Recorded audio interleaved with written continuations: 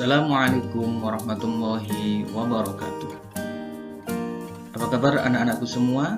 Semoga kita dalam keadaan sehat walafiat sehingga kita bisa mengikuti pembelajaran hari ini dengan tanpa ada halangan suatu apapun.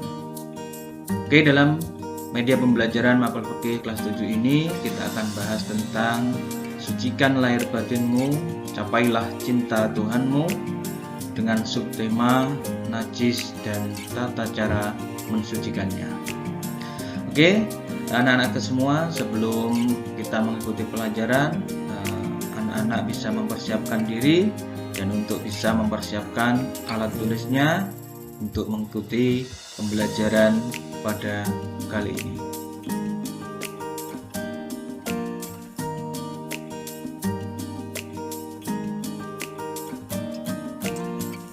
Oke anak-anakku semua, sebelum Bapak menjelaskan tentang materi najis, tentu saja adik-adik semua sudah sering mendengar apa itu najis. Jadi najis menurut bahasa adalah kotor atau segala sesuatu yang kotor atau yang menjijikkan.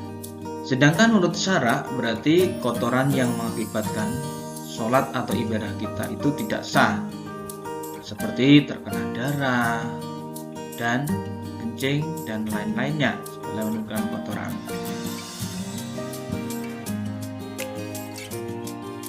Kemudian cara membersihkan najis, ada beberapa cara yang bisa kita lakukan dalam membersihkan najis. Yang pertama dengan cara istinja dan istimar.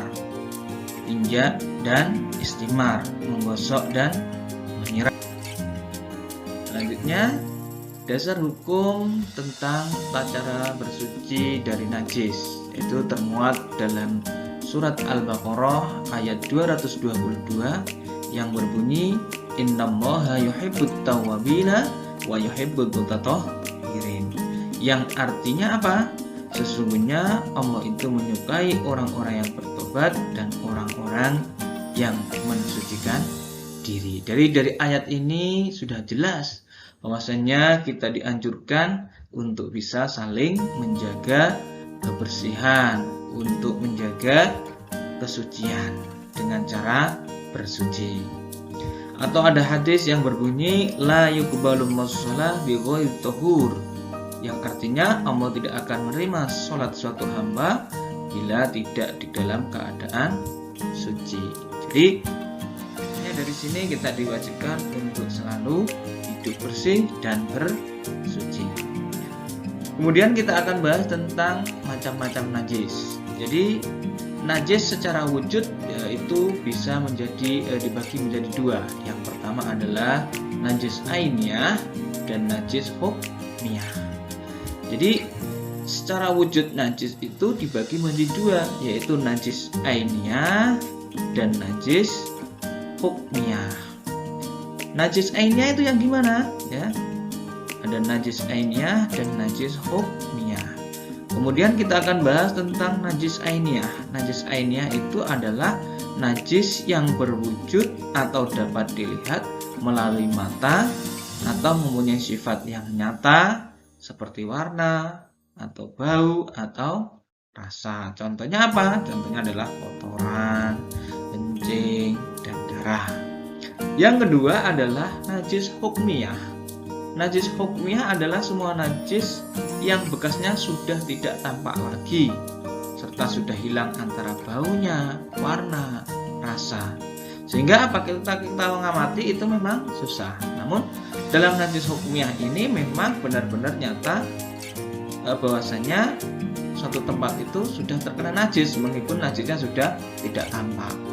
Nah, contohnya adalah kencing yang mengenai pakaian dan dalam pakaian itu sudah kering, sudah tidak ada baunya. Tapi kita yakin bahwa kain itu terkena kencing, maka hukumnya tetap najis.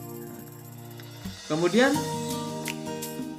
macam-macam najis menurut berat ringannya najis. Jadi najis menurut berat ringannya itu dibagi menjadi 3. Yang pertama adalah najis mughalladah atau dikategorikan najis yang sangat berat.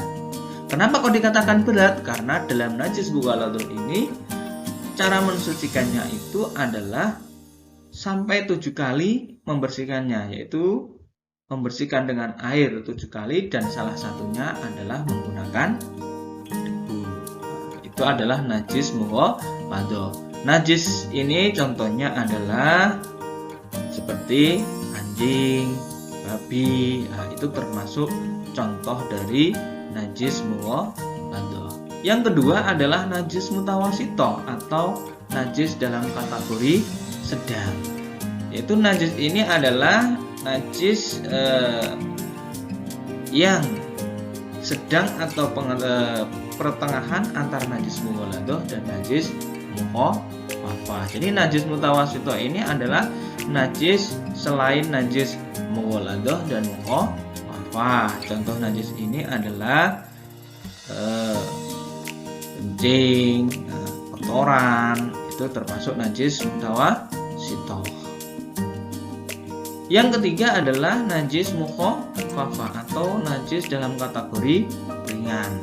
Najis mukhafafah ini adalah najis yang disebabkan oleh air kencingnya bayi laki-laki yang belum berusia 2 tahun dan belum makan selain minum air susu ibu. Itu adalah macam-macam najis menurut timbangan berat ringannya. Tadi yang pertama ada najis mukhafafah, ada najis mutawasito, dan ada najis mughaladah. Yang selanjutnya adalah tata cara mensucikan najis. Jadi sebelum kita mensucikan najis, kita harus tahu termasuk najis apa ini.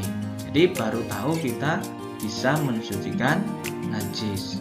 Yang pertama, najis mughaladah atau najis yang berat. Tadi saya sudah singgung bahwasanya najis mughaladah itu adalah najis yang disebabkan oleh anjing dan babi. Dan cara mensucikannya tadi adalah dibersihkan dengan membaca najis tersebut dengan air sebanyak 7 kali. Dan salah satu di antaranya menggunakan debu.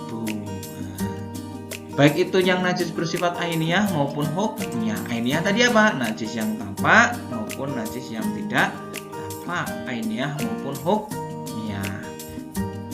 Baik itu yang terkena pakaian maupun di tempat sholat. Yang kedua adalah najis mutawasito atau najis dalam kategori sedang. Yaitu caranya untuk mensucikan najis mutawasito itu adalah dengan cara mengaliri air sehingga dapat menghilangkan bekasnya, ya, menghilangkan sifat-sifatnya seperti warna, rasa maupun baunya. Itu adalah najis mutawasito. Yang terakhir adalah najis mukhafafah atau najis ringan.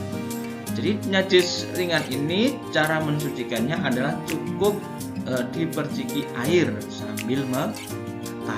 Jadi cukup dipercikan air. Yang terkena najis itu diperciki air. Baik itu yang najis bersifat ainiyah maupun hukmiyah, baik berada pada tubuh maupun pakaian maupun tempat sholat. Oke, itu mungkin yang bisa sampaikan tentang pengertian najis dan macam-macam najis dan tata cara mensucikannya. Semoga yang sedikit ini bisa bermanfaat untuk adik-adik semua.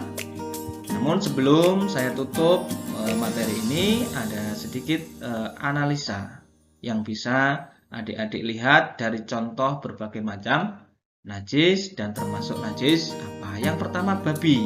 Babi itu termasuk najis apa? Apa itu mughaladah, mutawasito maupun mukhafafah. Kalau babi itu adalah termasuk najis mughaladah, betul sekali. Yang kedua adalah contohnya adalah kencing manusia. Kencing manusia itu termasuk najis apa? Manusia itu termasuk najis mutawasito. Kalau kencingnya anak laki-laki yang belum berusia 2 tahun dan belum makan selain air susu adalah termasuk najis. Iya, betul sekali, najis mukhafafah. Berarti dari ini adik-adik semua sudah paham ya, apa itu najis mughaladah, apa itu najis mutawasito, apa itu najis mukhafafah. Nanti jelasnya adik-adik bisa melihat di media pembelajaran kali ini dengan cara bisa mengulang-ulang kembali. Ketika ada penjelasan yang belum jelas, bisa dilihat di YouTube ya. Bisa kalian ulang-ulang kembali. Itu cukup sekian sedikit yang bisa Bapak sampaikan. Semoga bermanfaat untuk kalian semua. Dari kami cukup sekian. Wabillahi taufik wal hidayah waridho wal inayah. Wassalamualaikum warahmatullahi wabarakatuh.